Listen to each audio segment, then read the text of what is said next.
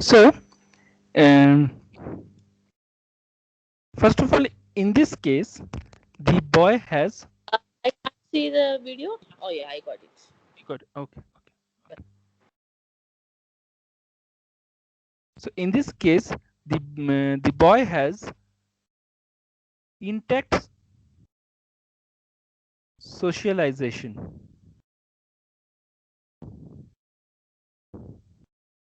Lack of social interactions and friends indicates towards autism. If autism has to be for autism to be favorable diagnosis, the patient should have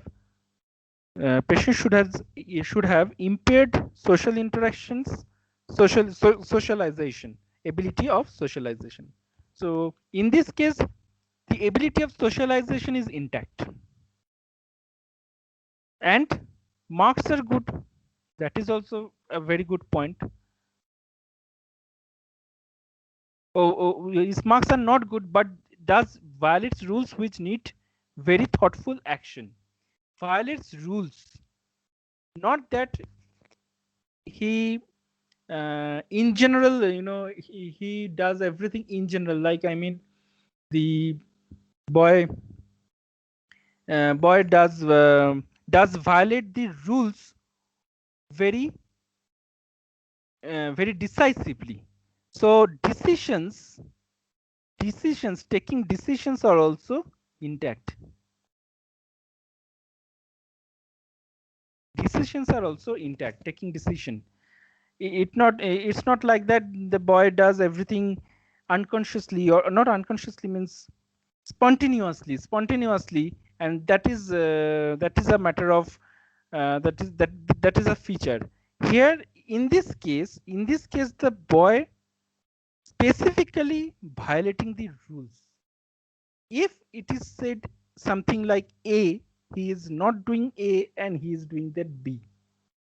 So very thoughtful decision. Very thoughtful decisions are present in this case. Thoughtfully. Stealing, lying, violence, violating rules are typical of conduct disorder. Not ADHD, not autism. Autism, there will be no thoughtful decisions, thoughtful actions. Very important. This point is very important. There is thoughtful actions.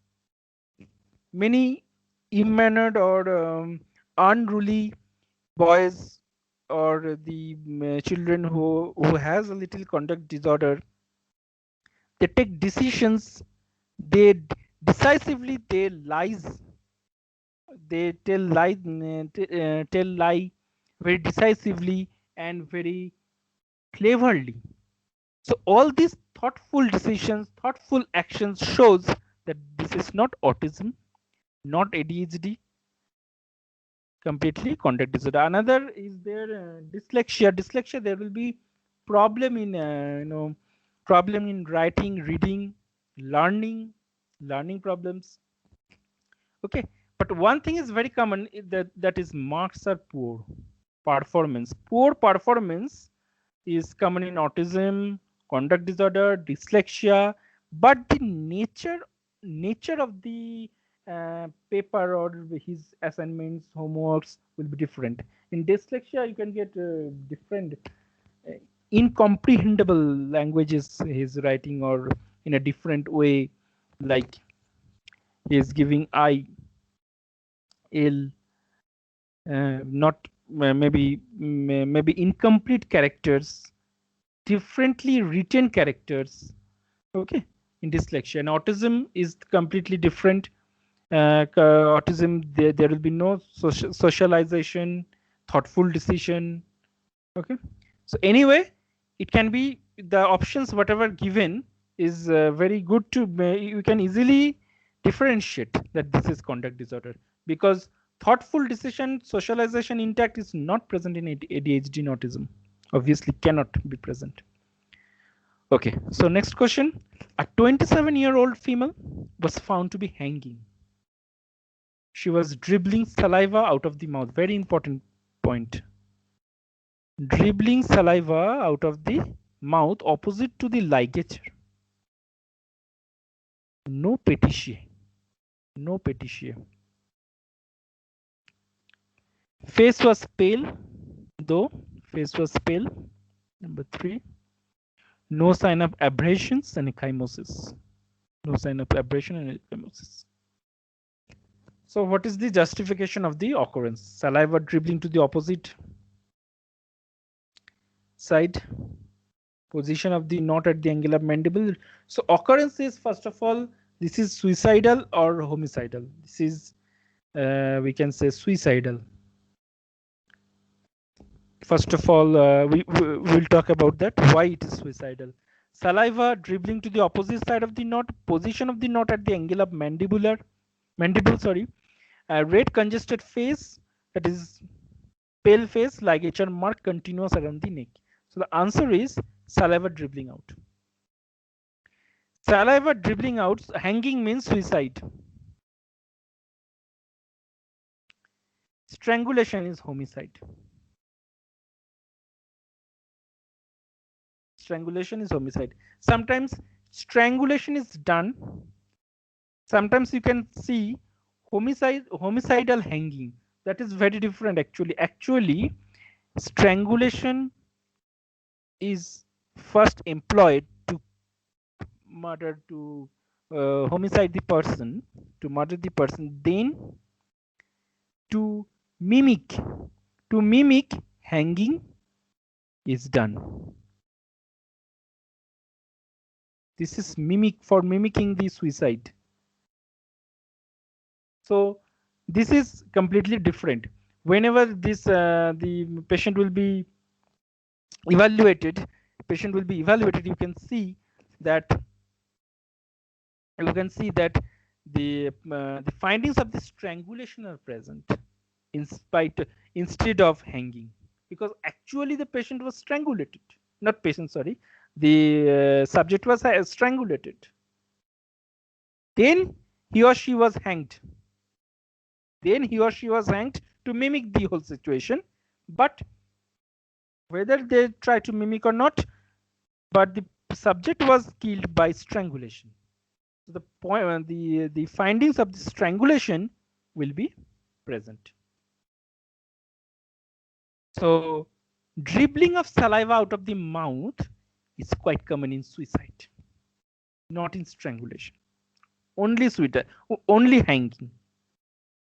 Only hanging, then dribbling of saliva occurs. But in strangulation, something different occurs, because first of all, there will be bleeding, marked petechiae, horizontal or transverse ligature round the neck, low down in the neck, below or across the thyroid.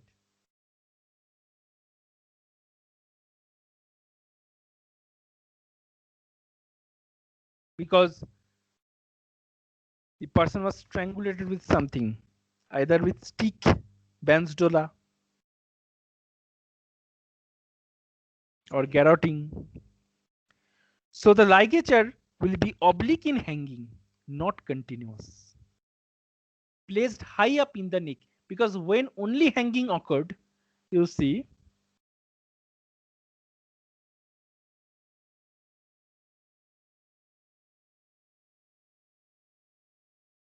only hanging occurred, then the ligature, the rope will get tied in the upper neck. But in strangulation will be done in this middle or lower neck, and then maybe the subject may be hanged due to mimic the whole situation, or may not be hanged, whatever. But this the ligature marks will be here. There will be marks. There will be, and in addition to this, very important point is in strangulation in homicidal cases, there will be abrasions and ecchymosis around the edge of the ligature. In fact, there can be signs of other injuries, skin injuries, scratchings, skin scratchings and all, skin scratching, then maybe abrasions on the skin. So these things can be These features can be present in strangulations, because when strangulation will be carried out, the subject, the victim, will obviously try to get out of that. There will be some evidence left over, will be present for strangulation. But in hanging, suicidal is very straightforward. The person has taken decision and has hanged himself or herself. So absence of petechiae will also be there. Here marked petechiae in strangulation, marked petechiae. Saliva dribbling is very rare in strangulation, because strangulation has been done, not hanging. In homicidal cases, in strangulation there will be no dribbling of saliva, and it occurs within few seconds. There will be no saliva dribbling. Then the victim can be left in the middle of the scene, or maybe hanged by by the by the accused, maybe hanged by the accused to mimic the whole situation. So if a hanging body is obtained, we can easily differentiate whether it was suicidal or homicidal as well. That is also very important. Okay, so this is about hanging. Okay, next question. A 45-year-old farmer came to emergency department with sudden respiratory distress. First of all, respiratory distress. Respiratory distress, presence of wheezing, along with vomiting, On taking history of from the family members, it's revealed he has bronchial asthma. Okay. On inspection, you notice the patient is sweating a lot, saliva dribbling from his mouth and reduced heart rate. On examination of his eyes, you found miosis. What should you do now? Treat with activated charcoal, manage with emetics, manage with atropine, admit the patient and keep under observation. Manage with atropine, because this is the typical case of organophosphate poisoning. Typical case of organophosphate poisoning, and very common in rural India. Very common. The nature of the work, you see, the farmer supports the diagnosis again, because this especially occurs to this kind of work, who works with the pesticides, and organophosphate is quite common ingredient in pesticide. And basically organophosphate activates muscarinic receptors.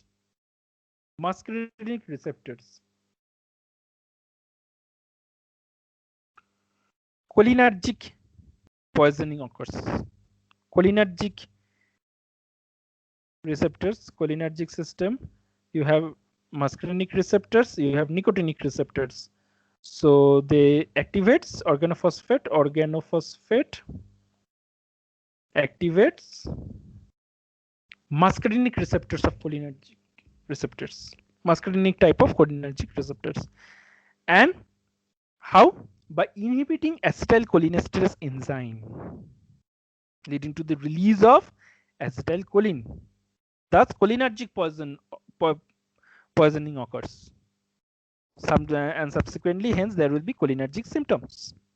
An antidote of cholinergic is the best anticholinergic drug. Antidote of cholinergic symptoms, the best anticholinergic drug, that is atropine. So managing with atropine is the best option. Okay, next question. A 24-year-old young male patient is presented to you with a tender mass in right iliac fossa.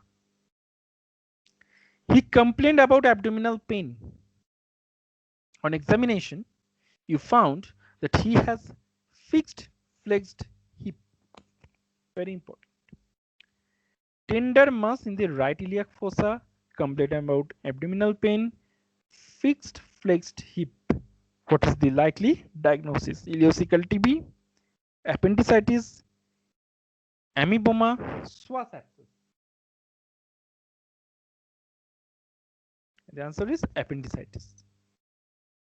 Almost in all the conditions mentioned above, you see, they're characterized by more or less abdominal pain. In ileocecal TB, in amoeba, psoas abscess, there will be abdominal pain, but the pain is quite severe in appendicitis, very prominent in appendicitis. Pain starts from periumbilical region and migrates to the right lower quadrant of the abdomen. So starting from periumbilical region to right lower quadrant, right?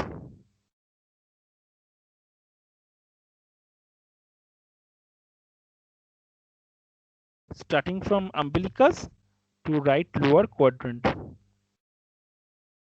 One of the 5 signs of appendicitis is psoas sign, pain with extension of right hip or flexion of the right hip against resistance, which is positive in this case.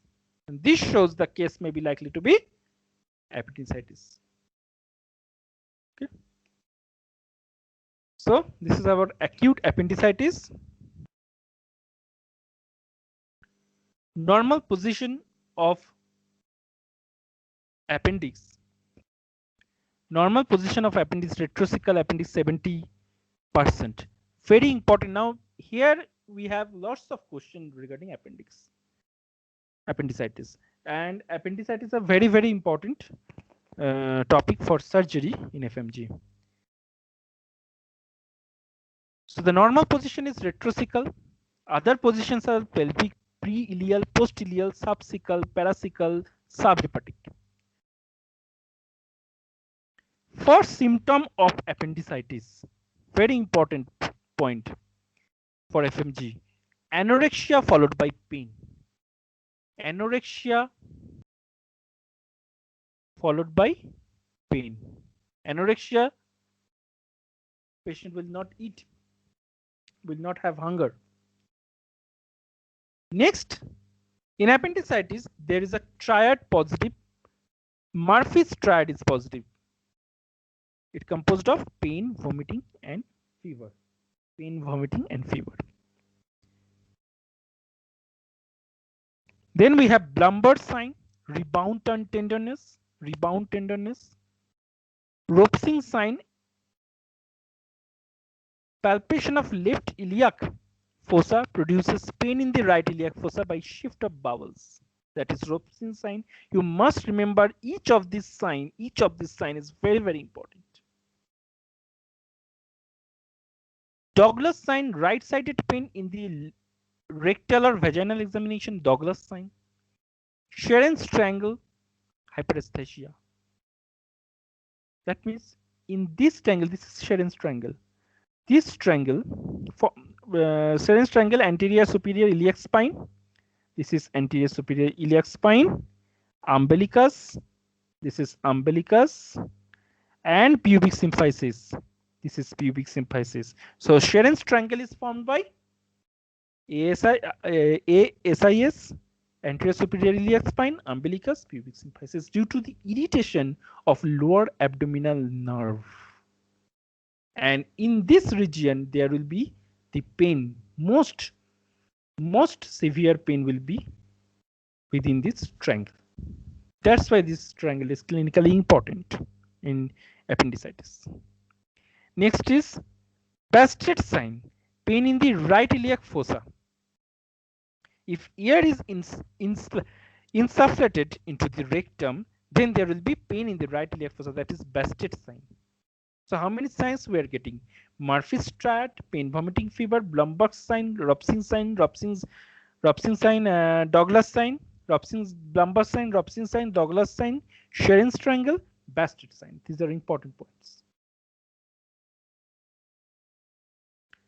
Investigations, first of all, clinical examination is the diagnostic in this appendicitis. That's why do remember, in case of appendicitis, in many cases now we directly go for ultrasound, X-rays, and etc. other imaging or blood pathology test or blood test. But in case of acute appendicitis, still today, clinical examination is quite quite given quite importance. Then we have ultrasound and CT are used to confirm the diagnosis, but clinical examination has to be done and has to be evaluated for each of these signs present or not. On the basis of clinical examination, normal appendix is found 15 to 30% cases. That means on the basis of clinical examination, normal appendix is found in 15 to 30% cases. In many cases, we see clinical examination is not sufficient, but it directs to acute appendicitis. An ultrasound may not give you a good picture of inflammations of the appendix or inflammatory signs of the appendix. So then also we confirm the diagnosis of appendicitis only based on the clinical examination only. Then also we do. So some of the tests that are available, like SWAS test, retrocecal appendicitis on extension of hip produces pain due to irritation of a psoas major muscle. An obturator test, pelvic appendicitis, flexion and rotations produces pain. That is obturator test. Remember this psoas test and obturator test.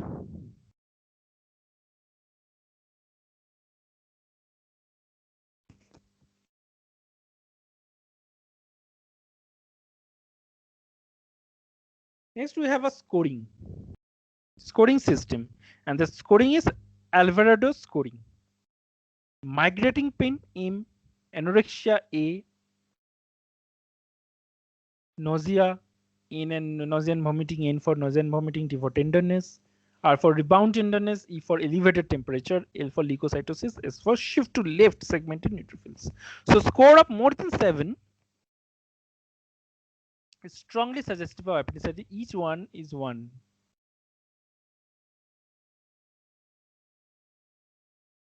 So if all are present, that means strongly suggestive of appendicitis. Now, what are the complications of appendicitis? First of all, perforation, appendicular mass,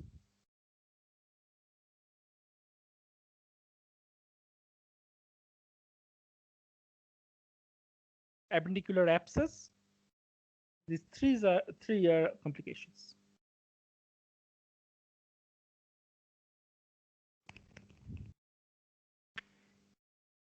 Incision should be McBurney's grid iron incisions, Lanz incisions, Morrison incisions can be given. Another thing is that in abscess, appendicular abscess, there can be high-grade fever and chills if it is not properly controlled. And in that case, we can go for we can drain pelvic abscess via rectum, drains retrocecal abscess, extraperitoneally and pre-post ileal abscess by laparotomy. And diffuse peritonitis following appendicitis occur if perforation occurs in less than 24 hours of onset. And in later stages, the omentum and small bowels usually surround the inflamed appendix and prevent spread. So each one of these is a question. Each one of these is a question. In fact, if you have these concepts, using this concept, you can solve other questions of appendicitis. Always the question will not be like what is the diagnosis, A, B, C, and A, B, C, D, along with among these among these 4 options there will be appendicitis, and you need to choose appendicitis. Not that.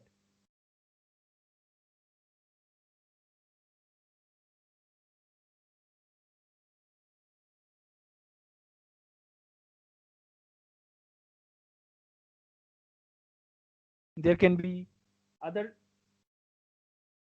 internal facts like they can give you which sign.